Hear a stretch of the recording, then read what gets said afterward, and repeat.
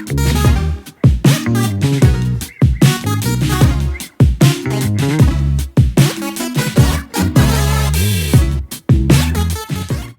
back with a brand new episode of That Sports Podcast. What's up, everybody?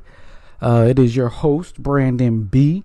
It's been a while since I've done a podcast episode. I was talking about bringing a host on here. I decided against that. I started a new podcast. I'm starting a new podcast. It's called Not All the Answers, but All the Facts. That's in the works.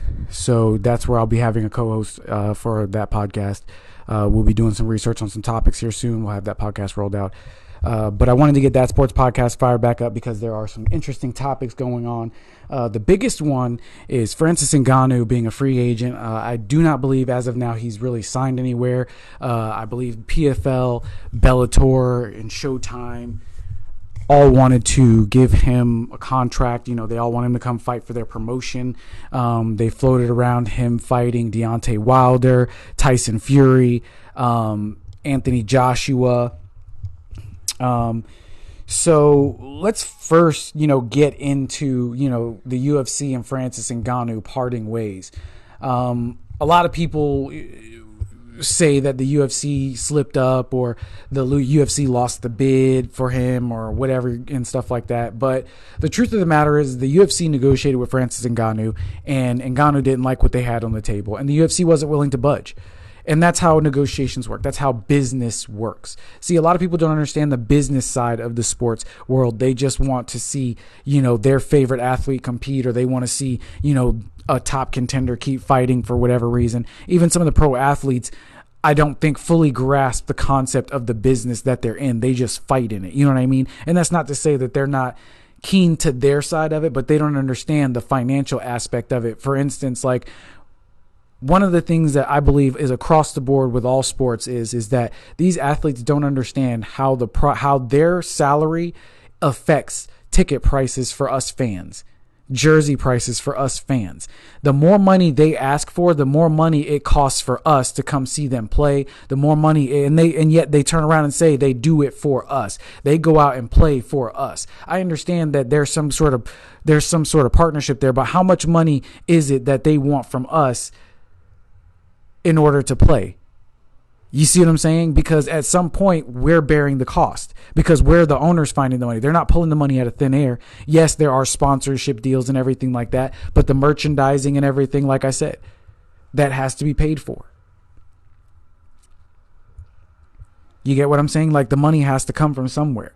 The merchandising helps pay for all of that stuff. It helps finance those. And if you look at it, the higher the athlete's salaries get, the more merchandising it's got. Fitteds, jerseys, any branded material from these sports teams and stuff like that, it's expensive. The price goes up. It drives the price. These UFC fighters are getting bigger contracts, more money. The price of each pay-per-view event goes up. The price of each UFC ticket the price of each UFC ticket event goes up. Because the owners aren't going to give up their share. That's like coming into my business. That's like if I started a business, right? That's like if I started a business from the ground up making pizzas, okay? I was the only one making these fucking pizzas at this place. Then I bring somebody on, right? And I agree to pay them a reasonable salary to do this. And when I say reasonable, let's just say it's a livable wage. For whatever reason, I'm able to afford, I'm so successful that I can afford to pay them a livable wage, right? And then they're there for a year, 2 years, 3 years. They kick ass at the job.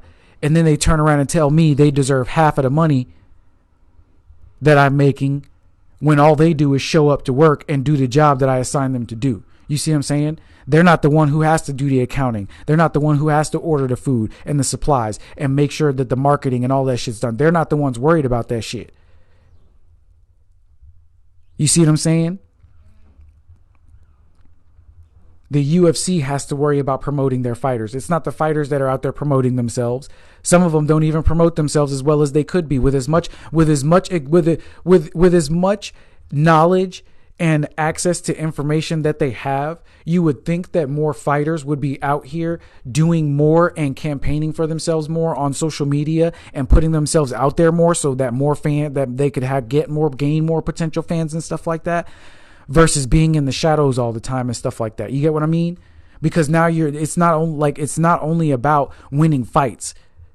It's about getting more fans and building a fan base. Yes, knocking people out is cool and everything like that, but people outside the sport, outside of you, who don't follow the UFC won't know who you are. Yes, Francis Ngannou is a big name.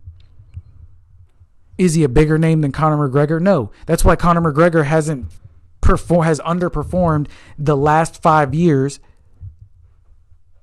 and the UFC still floating him around, trying to give him big contracts and stuff like, because he's a big money money maker. He's a huge name. People know his name. He's a household name. He had his own whiskey brand he sold off. I believe it was $1 billion at one point. He brings something else, added value to the table.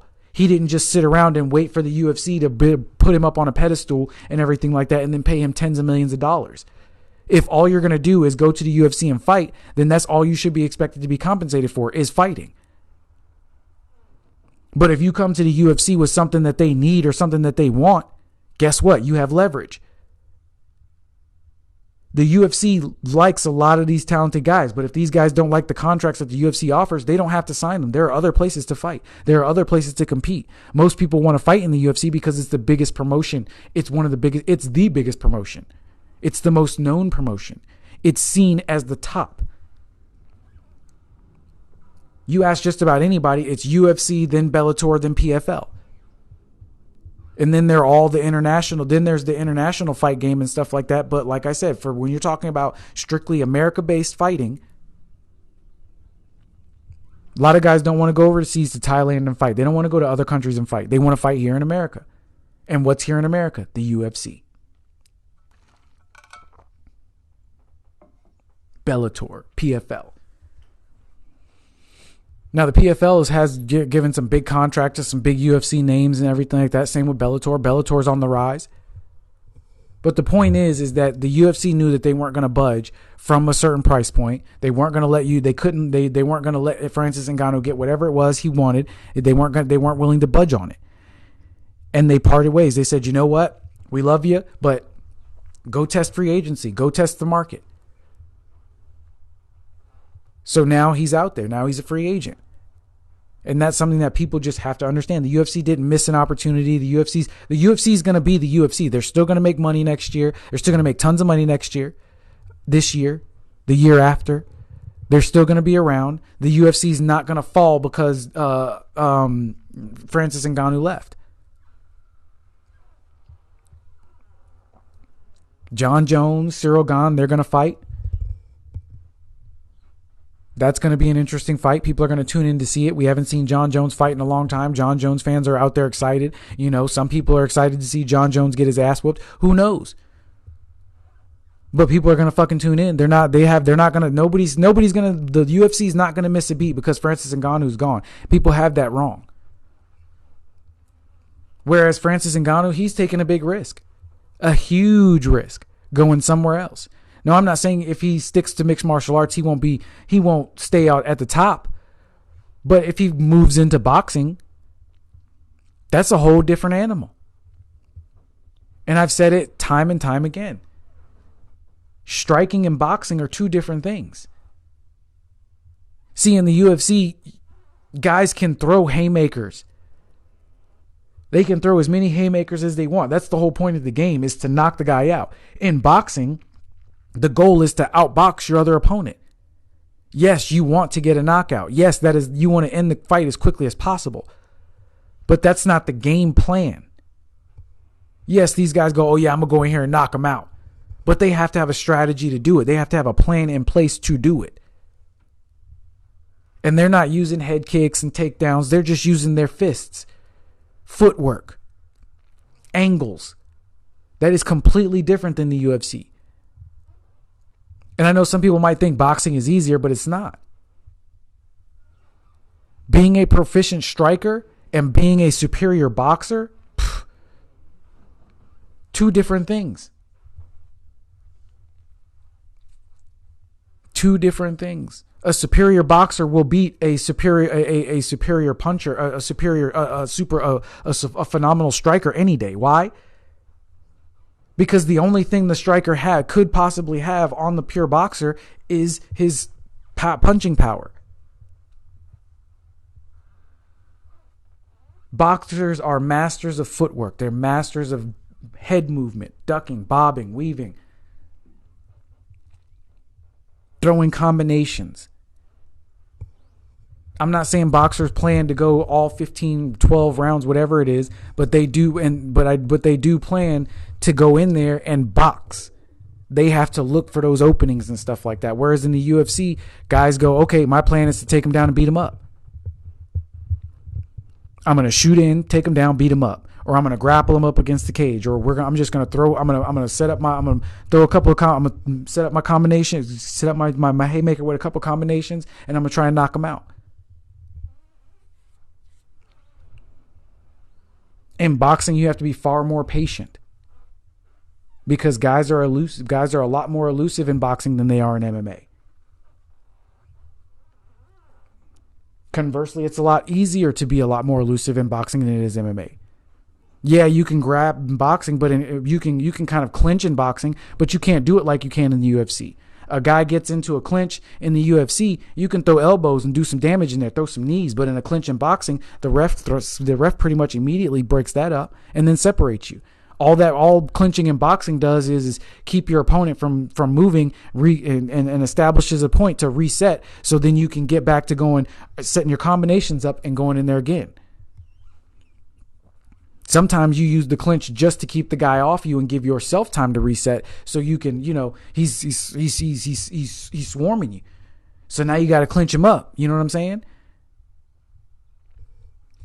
It's two different things. So this is a gamble for Francis Ngannou because it could tarnish his legacy. I mean, Francis Ngannou himself has already said that he wants to fight Tyson Fury and Anthony Joshua.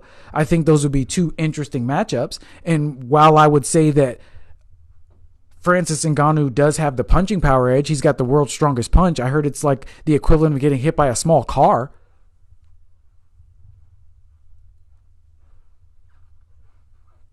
That doesn't mean a whole lot when you're talking about guys who master techniques of turtling and stuff like that. I mean, you watch a boxer, you guys watch boxers, they stand in a phone booth and the punches are going by.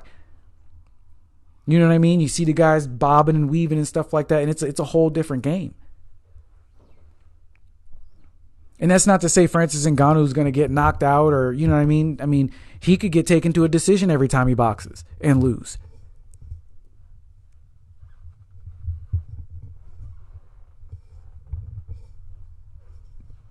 And that's just what I'm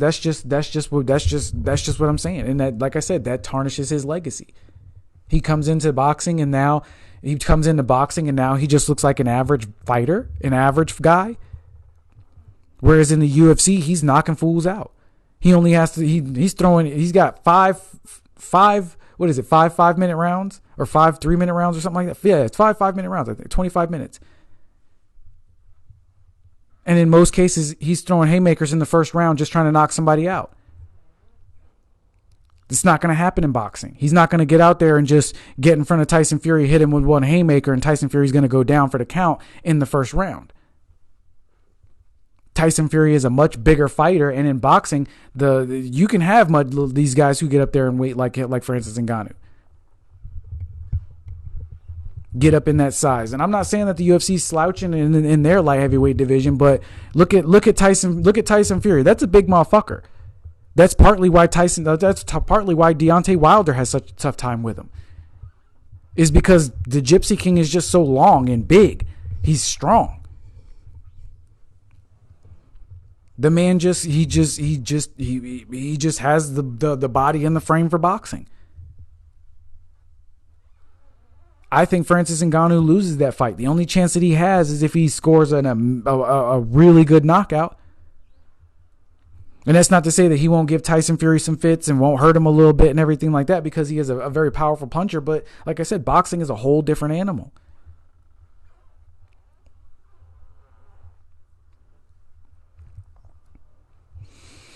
Then they talked about him fighting, Anthony Joshua and Deontay Wilder, and all good they would all be interesting fights. But I just don't see Francis Ngannou dominating any of them, or it being, good for his legacy. I feel like if they lined him up all 3 of those fights, I think he goes 0 for 3 in every one of those fights. Not saying he gets knocked out. He gets outpointed.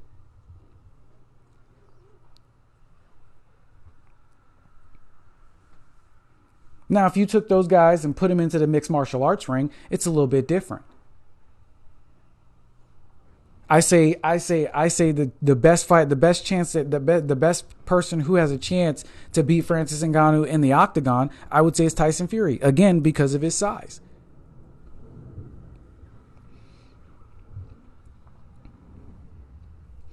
I don't know. We'll see what happens. Hopefully he lands somewhere. And, this was a good decision for him, and it makes him some money because, he is a phenomenal mixed martial artist, a phenomenal fighter. And I would like to see his career, keep going and keep his star keep rising and everything. But at the same time, it's just like, if I were him, I would have took the deal with the UFC and stuck with the UFC. The UFC was going to take care of him. He was one of their prize fighters. If he did a little bit more on the promotion side, if I were his agent, I would have been working with him to work a little bit more on promotion side, on the promotional side, and get him to do more and to be more active in the public eye, whether it's just, getting him to, do some funny videos of him sparring with some people, or, just get him more marketing and more PR and stuff like that, because that is what's going to help move that needle for the UFC. The UFC needs to see the numbers. And if I were a betting man, I bet that, the UFC just the UFC was counting on the fact that they're just not going to see a drop in numbers. You know what I mean? Speaking of the UFC, Dana White slapped his wife New Year's. I believe it was right after New Year's or New Year's, whatever it was. They were down on vacation or something like that. There's a video of it, and I saw the video.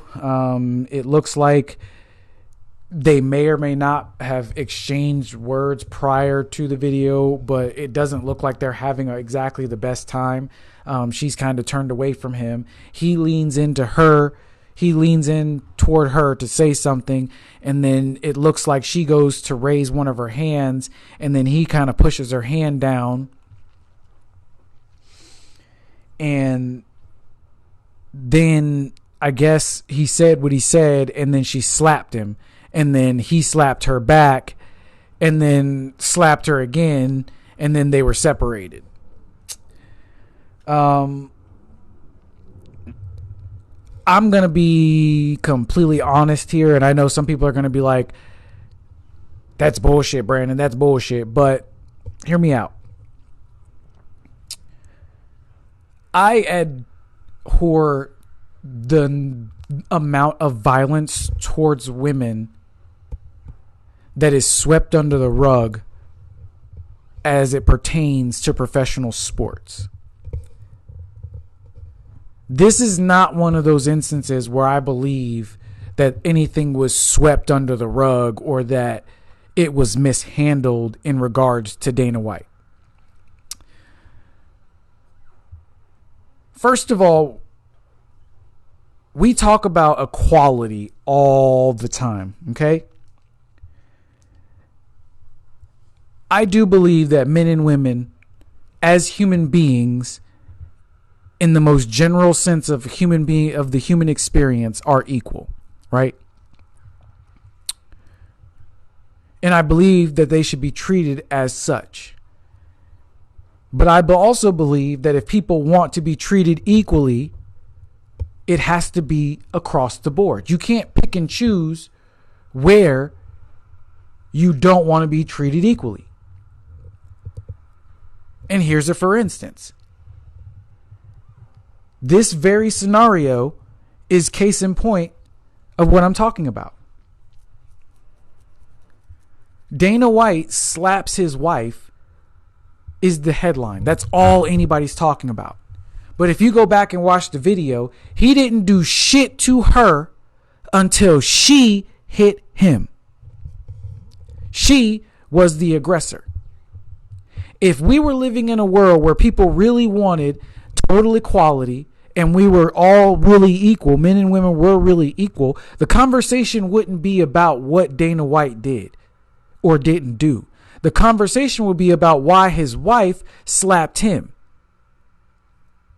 Because if we saw a man slap Dana White and Dana White slapped that man back, everybody would be like, yeah, Dana White had every right to slap that man. But because his wife slapped him and he slapped her back, that's the part that's pissing everybody off. Oh, he hit his wife. There's no excuse to hit women, blah, blah, blah, blah, blah, blah.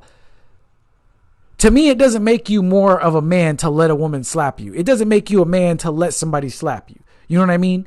It definitely shows restraint not to hit somebody back, but it doesn't make you more of a man. It does not.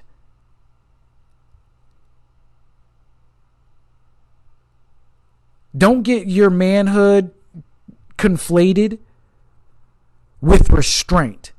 Okay? Because anybody can display restraint.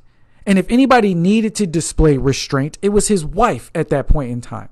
And that's how I feel about it. Because if she never slaps him, he never slaps her.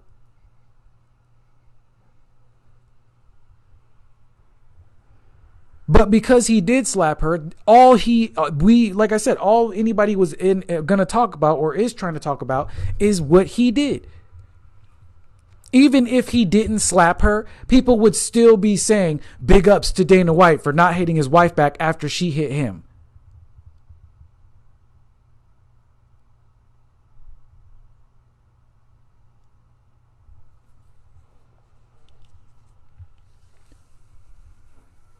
And even still, no one is addressing the fact that she slapped him first.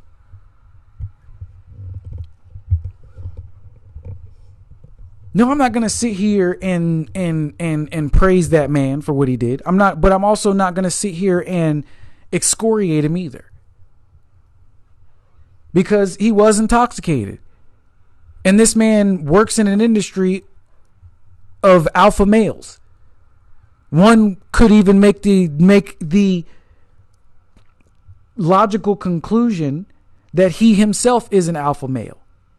So his fight or flight response is to fight. Whereas some people will leave. Now, I'm not saying that he couldn't have exercised some restraint and just walked away.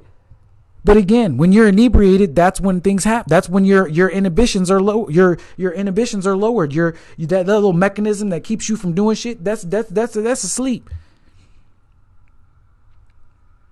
And again, I'm not saying that he was right. I'm not praising him. I'm not saying go, you do you. But if she didn't want to get slapped, she shouldn't have put her hands on him.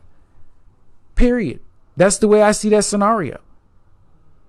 And it disappoints me that we hear so many people talking about, we need to treat everybody equal. Men and women are equal and blah, blah, blah, blah, blah, blah. But then the inevitable the conversation is only focused on Dana White and what they should do to him and he should punish her and stuff like that. How is it equal? How are men and women supposed to be viewed as equal when the only reason men are not allowed to hit women is because women are inferior? See, we don't put our hands on anything that we deem inferior. If you kick a dog, guess what? If you kick a puppy, you're a piece of shit. Why? Because that puppy is inferior to that human being.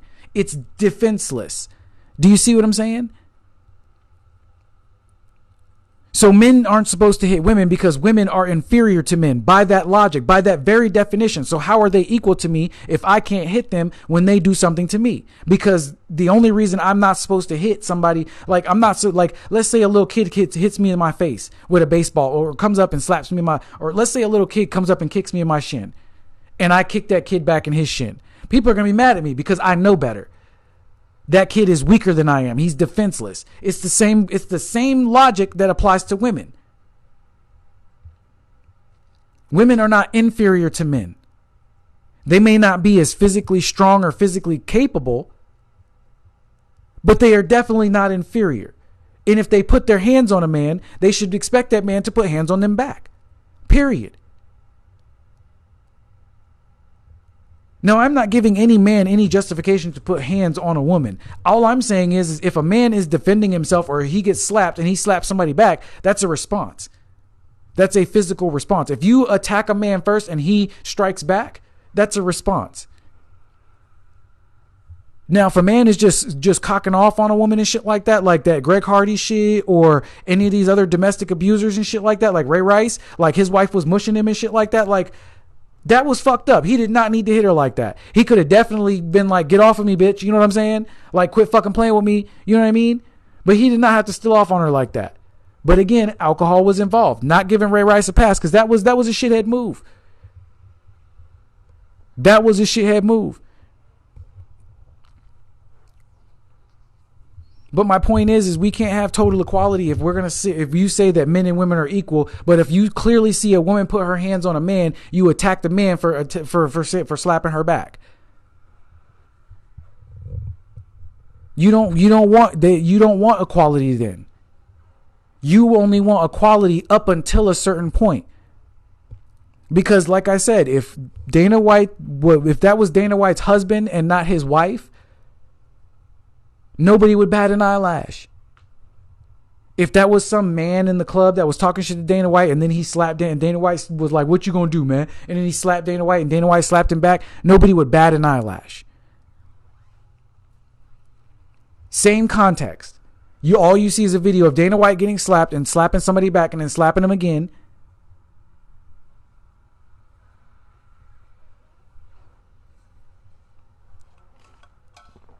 And I'm not trying to speak to Dana White's character. I'm not saying he's a good man or a bad man, none of that shit. I'm just objectively commenting on what I am seeing. I do not approve. I can't stand men that beat women and shit like that, but this isn't one of those situations. And I do not think it was mishandled. I don't believe the media missed anything. I believe that they commented on it and people saw what they saw. People know what they know, and that's the reaction they're getting. I don't believe that Dana White, if Dana White did get punished, so be it. Tough titties. You know what I'm saying?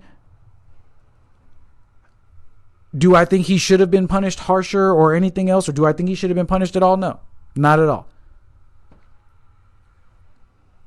Because it's not like she slapped him and he knocked her smooth the fuck out. He didn't just cock back with his fist and then look at her and go, put your hands on me again. Like, he didn't do that. He slapped her. Open hand slaps. If she didn't want to be slapped, she shouldn't have slapped him. Okay? He got slapped in public. That's embarrassing. Like I'm not making excuses for him. I'm just saying, put yourself in somebody's shoe, put yourself in their shoes, and then before you start judging, okay? You don't know the ins and the outs of their relationships. And I think the question that people need to be asking themselves is, why was she so comfortable putting her hands on him like that? How many times has that happened before? How many times has he not hit her after she slapped him? I would bet that's not the first time she slapped him. But I would wholeheartedly believe that's the first time he slapped her. People get to a certain point and just snap. All right. So my last topic is the Giants. Their season just ended. They played the Eagles, shit the bed. And when I talked about them at the beginning of the season, I said that I would be pleasantly surprised if they went 8-8. So consider me impressed that they made it all the way to the playoffs. But they did exactly what I expected them to do, not make it anywhere further. You know what I mean?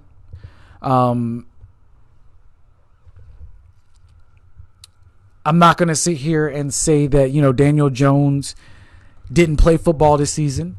I'm not going to sit here and, say that he didn't get the job done for the season. But I will say that I still say that he's not their quarterback of the future. And I know some people want to be like, oh, well, the Giants don't have receivers and Saquon Barkley this and blah, blah, blah, blah, that. And blah, blah, blah. I just don't see it from Daniel Jones. I don't. The Giants played well, I believe, because of the new coaching, the coaching schemes and stuff like that. They got better. They got a better coaching staff in there because, to go from Joe Judge to, Dable had more success up in New York. So it's up with the Bills. So it's not like it was a stretch. It was a stretch that he was going to come in and have some success with the Giants, especially with the Giants roster. The Giants didn't have a completely shit roster. They had the draft, and there's free agency. They made some moves. They got some players and everything like that. And they've put together a decent roster, which got them to the playoffs this year. But if I'm being honest, like I said, Daniel Jones just doesn't do it for me. He's not the guy that I see leading the franchise of the future. I don't see him becoming anything more than a glorified backup. And maybe it's the scheme, maybe it is the receivers, maybe he's just had bad luck, with the Giants and stuff like. I don't know. Maybe he'll turn his career around if he goes somewhere else, but I'm not sold on him. I'm not. I am more sold on them keeping Saquon Barkley than I am sold on them having Daniel Jones. And here's why. Saquon Barkley was hurt, 2 of the last 3 seasons? He hasn't played a full season in 2 seasons. So this season was the first time that he's been back and relatively healthy. He's had a full, I believe had a full season under his belt and everything like that. I haven't seen any major injury news from him the whole season stuff. So for the most part, he's been healthy. He's been there. Now, he may not be the back that he once was when he first started because of the injuries and stuff like that, but he's still a decent option. At the very least, he's still a good second back, a good back coming out of the backfield. He's still shifty, can make some moves and stuff like that. He's not dead. He may have to adjust into a new role, but Daniel Jones can't adjust into a new role unless he's planning on taking a backup, which I don't believe he's willing to do. You see what I'm saying? At least Saquon Barkley can be mixed in with the other backs, and he can be put into certain schemes, and it will benefit the team to have him there. I just don't see that same thing from Daniel Jones. I don't see them keeping Daniel Jones around as a benefit to the team. Now, if they have to get rid of Saquon Barkley and say a trade to get rid of Daniel Jones,